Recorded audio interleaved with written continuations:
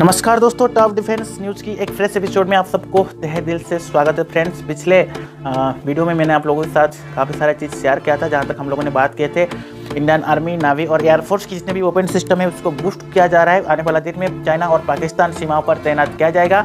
उसमें हम लोगों ने काफ़ी सारा चीज़ को कवर अप किए थे फ्रेंड्स। मैं आपको बता दूं, जहाँ पर तीसरा एयरक्राफ्ट कैरियर के बारे में हम लोगों ने बात किए थे, उसका बेनिफिट बात किए थे, स्पेसिफिकेशन के बारे में बात किए थे, वो क्या कैपेबिलिटी है वो बात किए थे। उसके बाद MRSAM medium range surface to air missile के बारे में हम लोगों ने बात किए थे।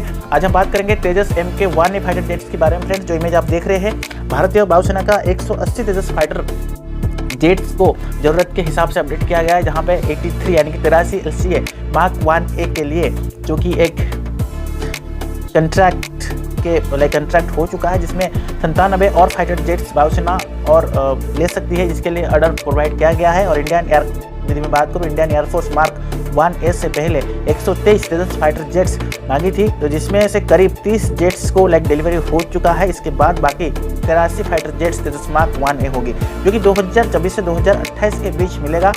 तो ये कहीं ना कहीं अभी अंडर प्रोग्रेस में है। फिलहाल तेजस फाइटर जेट्स की 2 स्क्वाड्रन्स है। तो यदि मैं बात करूँ, एक का नाम आपका जो रहता है फ्लाइंग ईगल्स और दूसरे का नाम होता है फ्लाइंग बुलेट्स। ठीक है, तो ये दोनों के बीच में क्या फ़र्क है वो भी हम लोग के साथ शेयर करेंगे। फ्लाइंग ड्रैग्स एंड जो होता है फ्लाइंग बुलेट्स, तो इसका बारे में मैं आपको बता दूंगा। बट इसमें और एक अपडेट आ रहा है फ्रेंड्स, जो कि तेजस की कम्बैक्ट रेंज आपका 500 किलोमीटर है, यानी हथियार से लेस होकर दुश्मन की इलाका में जाकर हमला करके वापस आने में ये सक्षम है। यानी लेकिन बात करूँ class air to ground to weapons में ये दमदार रखता है। तेजस फाइटर जेट्स का आकार छोटा है, इसलिए इसे समय और दुनिया की कई भी राडर मिसाइल इस फाइटर जेट को श्रेणी में रख सकता है। तो इसमें इसको आप ट्रैकिंग कर सकते हो, बट दुश्मन की राडर में आने में काफ़ी प्रॉब्लम है यदि ज़्यादा ऊंचाई तक की जाता है। तो इसलिए यह दुश्मन की राडर की पकड़ में नहीं आएगा, यानी हमला करने आसान होगा। इसके लिए इसका लंबाई की बात करेंगे तो 43.4 फीट है, ऊंचाई 14.5 फीट और विंग स्पेस 26.11 फीट है। तेजस में 2458 kg फ्यूल आती है। अधिकतम स्पीड 1980 किलोमीटर प्रति घंटा है, यानी ध्वनि की गति से 1.5 गुना ज़्यादा। कुल रेंज 1850 किलोमीटर है। अधिकतम 53,000 किलोमीटर ऊंचाई तक जा सकता है।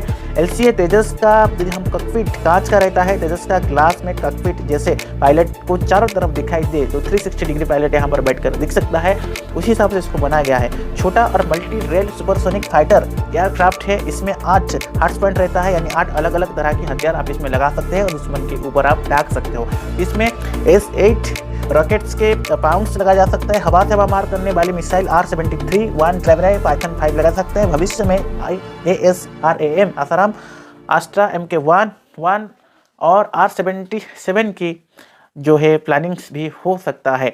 हवा से सतह पर मार करने वाली मिसाइल में KH-59MEL, KH-59L, KH-59T आसाराम्स लगे हुआ है, जहां पर ब्रह्मोस NG LCM को लगाने की योजना हो रहा है। इसमें ऐसे हथियार को तेजस हमला करता है, तो जहां पर दुश्मन की हालत पसीना हो जाएगा और इस चीज़ को वो नाता नाबूद कर सकता है, ध्वंस विध्वंस भी कर सकता है। जहां पर चाइना पाकिस्तान इसके आगे कुछ भी नहीं है। चाइना कितना भी कोशिश कर ले, बट भारत के आगे वो टिक नहीं सकता है।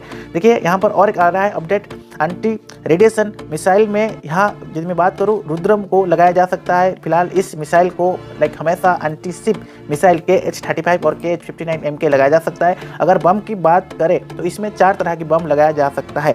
तो इसमें यह आता है कि प्रशासन गाइडेंस यूनियंस जैसे स्नाइपर्स अपडेट रहता है, जिसमें GDM, HSLD, DRDO guidance bombs और DRDO SAW को इस्तेमाल किया जा सकता है।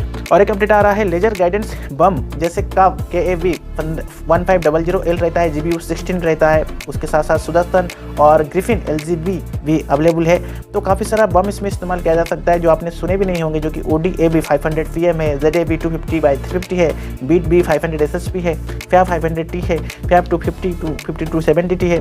ठीक है, तो SU-30T अपग्रेड होकर 200 बाउंस गन सिस्टम और 410 आर्टिलरी गन सिस्टम के भी आप बढ़ापा इसमें दे सकते हो। तो केंद्र सरकार ने यहाँ पर 84 SU-30 फाइटर जेट को भारतीय भौगोलिक इतिहास के तहत आधुनिक ज़रूरत के हिसाब से अपग्रेड करने वाले हैं। इसमें वायुसेना की ताकत और बढ़ जाएगा। साथ ही यदि मैं बात करूँ स्थल सेना की ताकत, यानी इंडियन आर्मी की ताकत 200 माउंटेन गन सिस्टम दिया जाएगा और ये इसी तोप होते हैं जो एक ट्रक पर सवार होते हैं।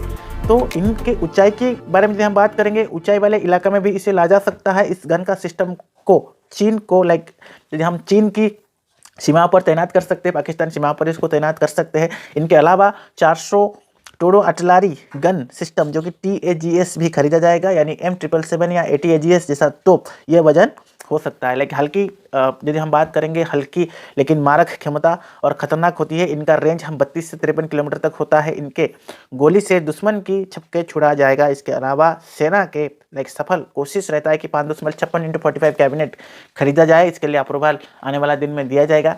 तो फ्रेंड्स, ये कुछ अपडेट था इंडियन आर्मी, नेवी और एयरफोर्स के बारे में, जो कि हमारी डिफेंस मिनिस्टर की तरफ से न्यू अपडेट हो रहा है, रक्षा मंत्रालय की तरफ से। आने वाला दिन में फ्रेंड्स ऐसे ही तमाम डिफेंस न्यूज़ के लिए आप हमारे साथ जुड़ना चाहते हैं तो हमारे चैनल को सब्सक्राइब करके और नोटिफिकेशंस को ओके कर सकते हैं फ्रेंड्स। तब तक के लिए keep watching top defence news.